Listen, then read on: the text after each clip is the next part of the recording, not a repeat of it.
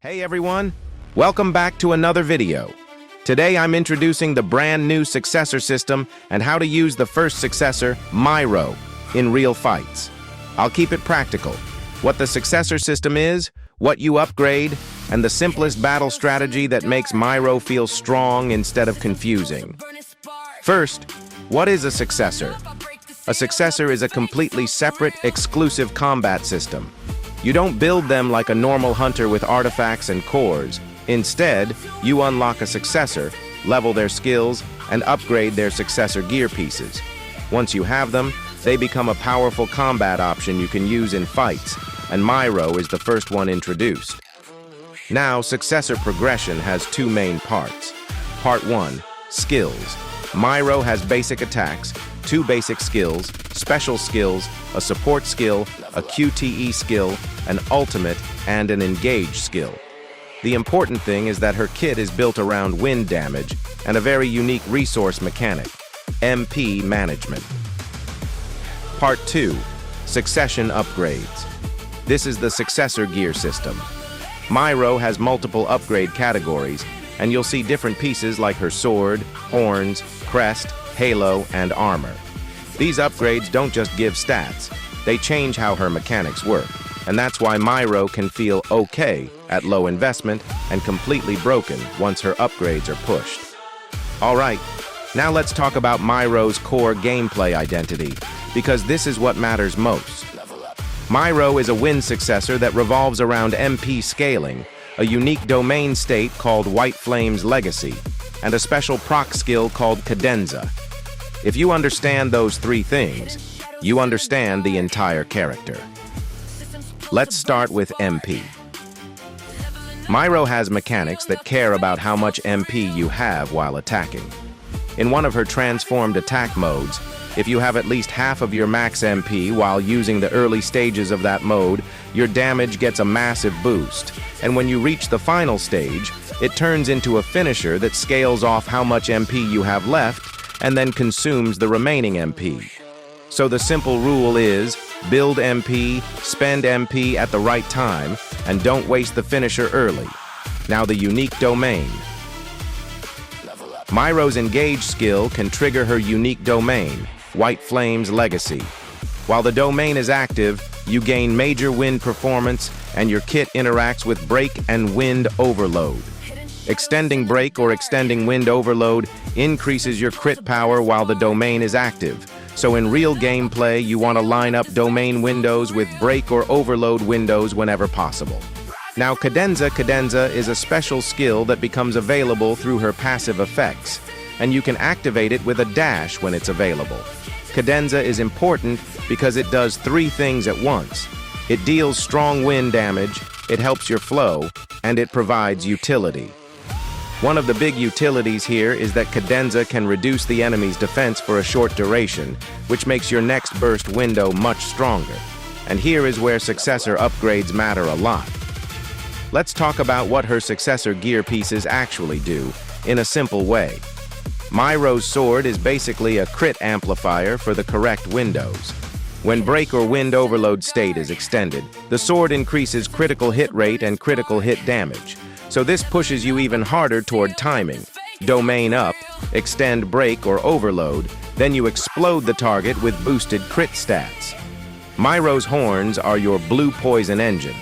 When you enter a stage, you gain a big chunk of MP, and Myro's blue poison becomes enhanced. Blue poison is a long-term ramp effect. It increases defense penetration, increases overall damage dealt, and ramps attack every second up to a stack cap with infinite duration. In other words, the longer the fight goes, the stronger Myro becomes, and the horns make that ramp start faster and hit harder. White Flame's crest adds control and damage amplification. After the final hit of her QTE skill, it can apply a seal effect that interrupts the target and increases the damage the target takes from Myro. This is huge for boss windows because it makes your follow-up hit much more valuable. Halo of White Flames boosts skill growth and improves her MP scaling. It enhances how her attack scales based on current MP, and it can also increase the effective level of multiple skills. This is one of the main reasons why higher upgrade levels make Myro feel smoother and more consistent. And Myro's armor is all about cadenza access and safety. It can automatically trigger cadenza in certain conditions, like after an extreme evasion or when you get hit while grounded, with an internal cooldown. This matters because it means you can get cadenza value even while playing defensively, and it helps keep your damage flow stable during harder content. Now let's put it into an actual battle plan. This is the do this every run strategy. Step 1. Start the fight and trigger your setup. You want to enter your domain window and start stacking your long-term effects. If you have blue poison active, you're already ramping. Step 2. Build MP before you commit your finisher. Use your basic skills and special skill flow to generate MP. One of her basic skills restores MP, and cadenza can restore MP as well. The goal is to keep MP healthy so you can benefit from the big damage bonuses that require higher MP. Step 3. Use cadenza on cooldown when it's available, but time it smart. If you can, use cadenza right before your main burst window so the enemy defense reduction is active, then immediately follow with your highest value damage sequence. Step 4. Transform and use the MP-based attack mode correctly. When you transform into the stronger attack mode, stages 1 through 4 are the build and maintain part. Try to keep MP above half here to get the huge damage bonus. Then stage 5 is the finisher. Don't press it instantly. Use it when the target is already in a good window, ideally during break or wind overload, and when you have enough MP to make the finisher scale harder. Step 5. Play around break and wind overload. Because her sword and domain effects get stronger when break or wind overload is extended, Myro loves team setups that can trigger those states reliably. If you can extend those states, your crit power spikes and your burst becomes much more consistent. Step 6. Use support skill for team value. Myro's support skill can increase your entire team's wind overload damage for a short duration. That's a major buff. So if you're using Myro alongside other wind damage sources, drop support skill before the overload window to maximize the payoff.